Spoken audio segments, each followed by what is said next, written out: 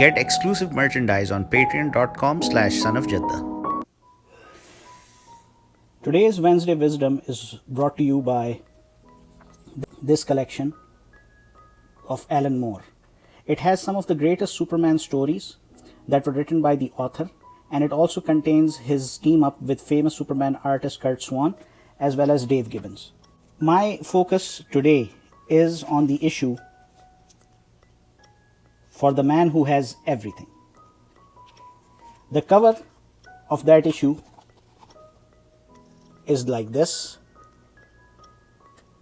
and it is a very thought-provoking story.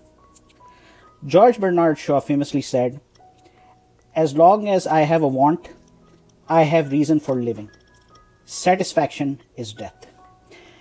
The story tells us that Mongol, Superman's arch enemy, sends a present on his birthday, a plant, a type of a fungus that basically captures the energy from the bio aura of a person and gives them mentally their heart's true desires.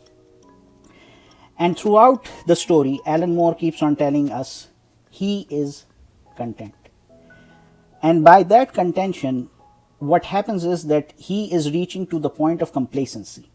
And if we look at the issue from within, Superman has become paralyzed. He can't move, he can't even lift a finger. Now, the story is pretty much straightforward. Son of Krypton is basically suffering from the effects of this fungus called Black Mercy. But what is going on inside his mind? What are his heart's desires? What are the things that are making him content to the point of making him complacent to the extent that he doesn't have a want anymore? It's a very painful thought that the man who can leap a building in a single bound, who is faster than a speedy bullet, who races with the Flash,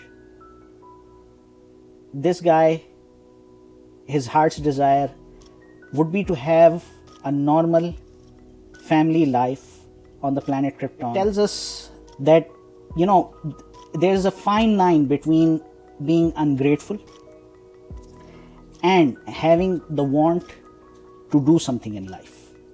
A lot of societies have seen situations whereby their citizens or the people within them, they got everything what they desired in their life, and the next thing for them was that they committed suicide.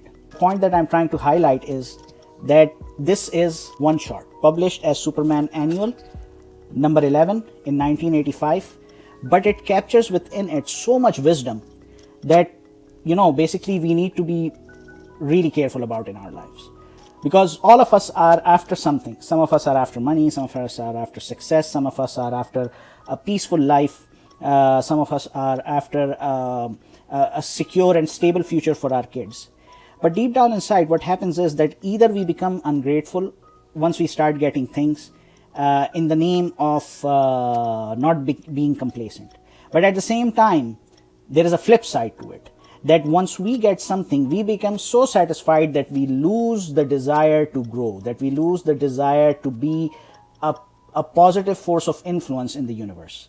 And this is the main wisdom that I got from this beautiful story. Besides this, the story humanizes Superman. Even though he's an alien, he's a superpowered alien being, that despite all of his superpowers, the heat vision, the super sense of hearing, the ability to fly in the air, super strength, all he longs for is a family life. And it says a lot. Let me know what you think about it. If you have read it, please share your thoughts. If you have not, make sure to give it a read. Thank you very much for watching, and see you next week.